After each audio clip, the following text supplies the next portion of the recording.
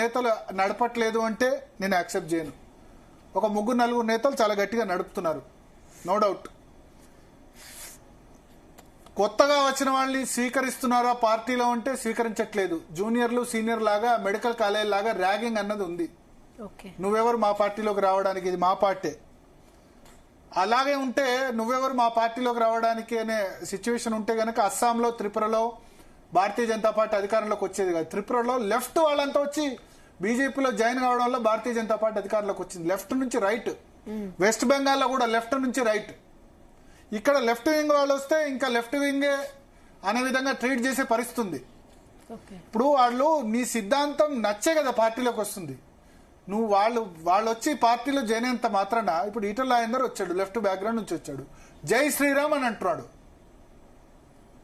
జై శ్రీరామ్ అని అన్న తర్వాత ఇంకేముంది, నీ సిద్ధాంతాన్ని నువ్వు లెఫ్ట్ వాడిని తీసుకొచ్చి రైట్ లో తీసుకొచ్చి నీ సిద్ధాంతాన్ని యాక్సెప్ట్ చేయించావు కదా, అదే కదా గొప్పతనం. వచ్చిన తర్వాత కూడా లెఫ్ట్ లెఫ్ట్ లెఫ్ట్ అంటే వాళ్ళ సిద్ధాంతం మార్చుకొని వాళ్ళ అధికారం కోసం వచ్చారో వేరే దానికోసం వచ్చారో కాదు. వాళ్ళు బయట ఏం చెప్తున్నారు, జై శ్రీరామ్ అని అంటున్నారు కదా. మావోయిస్ట్ సిద్ధాంతం గల వాళ్ళు వచ్చి జై శ్రీరామ్ అని అంటున్నప్పుడు నీకు ఉన్న అభ్యంతరం ఏంది కలుపుకోకపోవడం? ఆ ప్రాబ్లం చాలా ఉంది. సో భారతీయ జనతా పార్టీ ఇప్పుడు రాజాసింగ్ ఇండిసిప్లిన్ డెఫినెట్ గా క్రమశిక్షణ రాహిత్యం చేశాడు, కానీ ఆయన డిస్టర్బ్ చేసిన పరిస్థితి ఉంది. ఎందుకంటే ఇప్పుడు ఆయన ఒక్కడే గెలిచాడు 2018లో కదా, 2018 to 23 ఆయనకి ఇచ్చిన రెస్పెక్ట్ ఏది? శాసనసభ పక్ష నేత కూడా రెస్పెక్ట్ ఉండాలి కదా. జిల్లా అధ్యక్షుల ఎంపికలో మరి ఇప్పుడు లెజిస్లేచర్ పార్టీ లీడర్స్ ని వాళ్ళని కన్సిడర్లోకి తీసుకుంటున్నారా? గోల్కొండ జిల్లా అధ్యక్ష పదవి అడిగాడు, చిన్నది అడిగితే గనక ఇచ్చేస్తే అయిపోయేది. మిగతా వాళ్ళు తీసుకున్నారు కదా, మిగతా రాష్ట్ర పార్టీ నేతలు పంచుకోలేదా? జిల్లా అధ్యక్షులు పంచుకున్నారు కదా అందరూ. గోటితో పోయేదాన్ని గొడ్డల్లాక తీసుకురావడం ఎందుకు? ఇప్పుడు ఎవరు కొట్లాడతారు ఓల్డ్ సిటీలో? గోషామాల్లో ఓఎస్సీతో ఎవరు కొట్లాడతారు? పేరుకి స్టేట్మెంట్లు ఇస్తారు ఈ లీడర్లు అందరూ కూడా.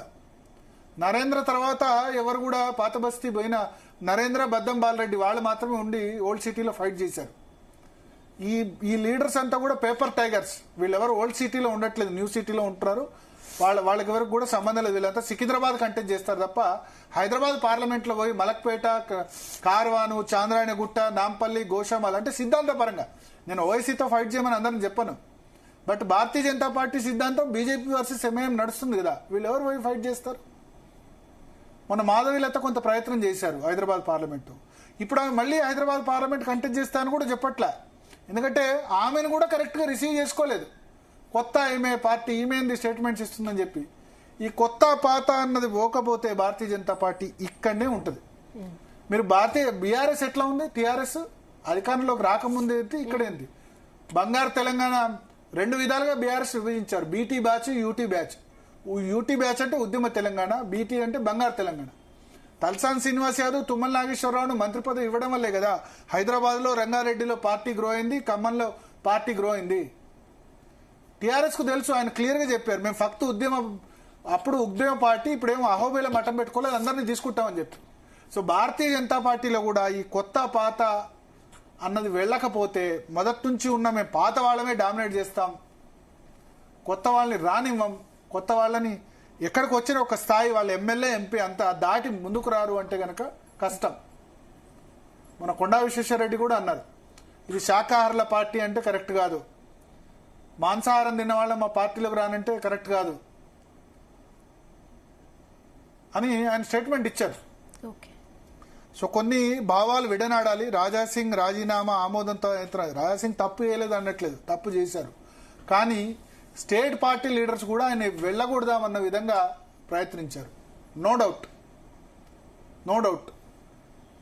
ఎందుకంటే ఆయన పదే పదే వాళ్ళ అథారిటీని క్వశ్చన్ చేస్తున్నారు.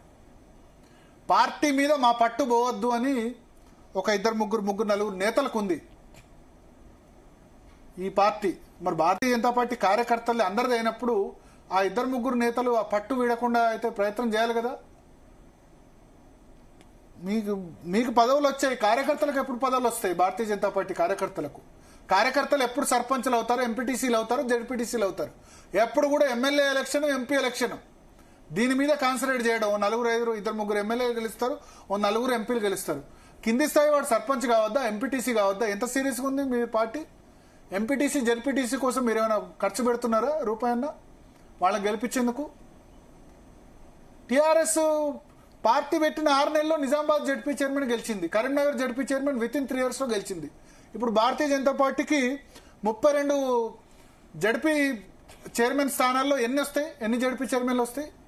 అప్పుడు 10 జడ్పీ స్థానాలు తెలంగాణలో ఉంటే 2 జడ్పీ చైర్మన్లు టీఆర్ఎస్ విత్-ఇన్ 6 months కైవసం చేసుకుంది.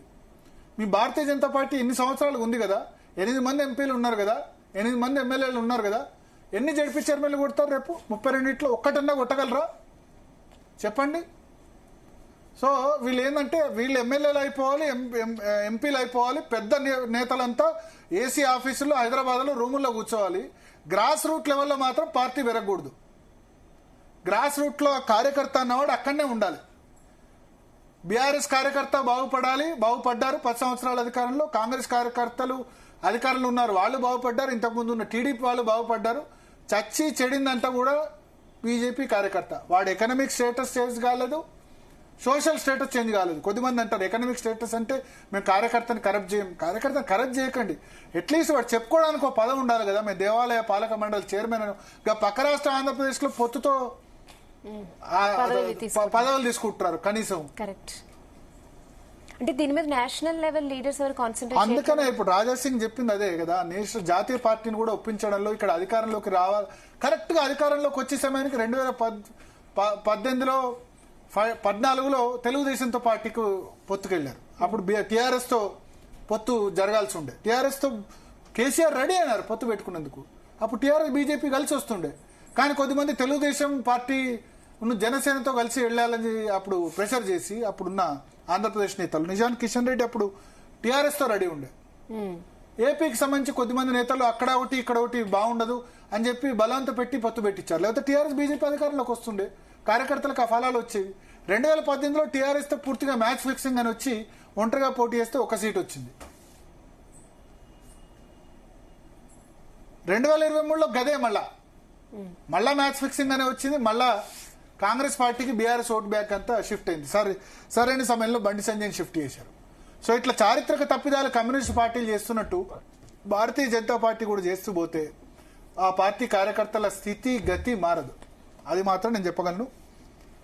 దశ దిశ భారతీయ జనతా పార్టీ కార్యకర్తలు మారదు. రేపు లోకల్ బాడీ ఎలక్షన్లో మీరు 32 జడ్పీ చైర్మన్లు ఎన్ని గెలుస్తారో స్టేట్మెంట్ ఇవ్వండి. ఒకటి గెలుస్తాం, ఒక్క జడ్పీ చైర్మన్ గెలుస్తామని ఎవరైనా స్టేట్మెంట్ ఇవ్వనండి చాలు. ఎప్పుడు చూడు వీళ్ళు ఎంపీ సీట్లు ఎమ్మెల్యే సీట్లు పోటీ చేయడం తప్ప ఎవడైనా కింద నుంచి గెలవాలి కదా, రావాలి కదా. సర్పంచులు ఎంపీటీసీ జడ్పీటీసీలు ఎంతమంది నేతలు ఫండింగ్ చేస్తారో చూద్దాం. సర్పంచ్లకు ఎంపీటీసీలకు జడ్పీటీసీలకు వీళ్ళు జాతీయ పార్టీ నుంచి ఫండింగ్ తీసుకుంటారు కదా. ఎమ్మెల్యే ఎలక్షన్కు ఎంపీ ఎలక్షన్కు ఎంతమంది పోయి సర్పంచ్ ఎంపీటీసీ జడ్పీటీసీలకు బీజేపీ గెలిపించుకునేందుకు ఫండింగ్ చేస్తారో చూద్దాం. సో మొత్తం కూడా నేతలంతా కలిసి కార్యకర్తలు ముంచుతున్నారు. ఇదంతా కూడా నాకు కార్యకర్తలు మొన్న కూడా కార్యకర్తల గురించి మాట్లాడాను, ఆ ఫీడ్బ్యాక్ ద్వారా వచ్చిందని చెప్తున్నా. చూద్దాం. అంటే ఇంకొక సెకండ్ ఒపీనియన్ అంటూ ఇంకా రాదంటారా బీజేపీ నుంచి? అంటే బీజేపీ ఇస్ డిసిప్లిన్ పార్టీ. ఇప్పుడు నేషనల్ పార్టీ ఏంది, ఆయన క్రమశిక్షణ రాహిత్యానికి పాల్పడ్డారన్న యాంగిల్లోనే చర్య తీసుకుంటుంది. కానీ ఆయన క్రమశిక్షణ రాహిత్యానికి ఎందుకు పాల్పడ్డారన్న విషయం ఆలోచించదు. ఇప్పుడు జిల్లా అధ్యక్షులు నిజంగా చెప్పండి, మిగతా ఎంపీలు ఎమ్మెల్యేని కన్సల్ట్ చేయకుండా జిల్లా అధ్యక్ష పదవులు నియమించలేదా? ఎవరు ఎంపీ ఉంటే వాళ్ళని అడిగి చేశారు జిల్లా అధ్యక్ష పదవి. కొత్తగా వచ్చిన ఎంపీలను కూడా కన్సల్ట్ చేసి జిల్లా అధ్యక్ష పదవులు ఇచ్చారు. కానీ రాయలసీమ 3 సార్లు అది బీజేఎల్పీ లీడర్గా ఉండే ఒకప్పుడు హిందుత్వ కోసం ఓల్డ్ సిటీలో ఫైట్ చేస్తున్నారు. ఆయన ఒక్క జిల్లా అధ్యక్ష పదవి పడితే దానికి ప్రతిసారి వంకనే, ఆయన అడిగిన దానికి వంక. అందుకని గోటితో క్రమశిక్షణ రాహిత్యాన్ని పాల్పడ్డారు. ఇండిసిప్లిన్ నిజంగానే. పార్టీ ఏం చేసినా చుప్చాప్ మూసుకోవాలి, అది బీజేపీలో జరగాలి. కానీ మిగతా నేతల్ని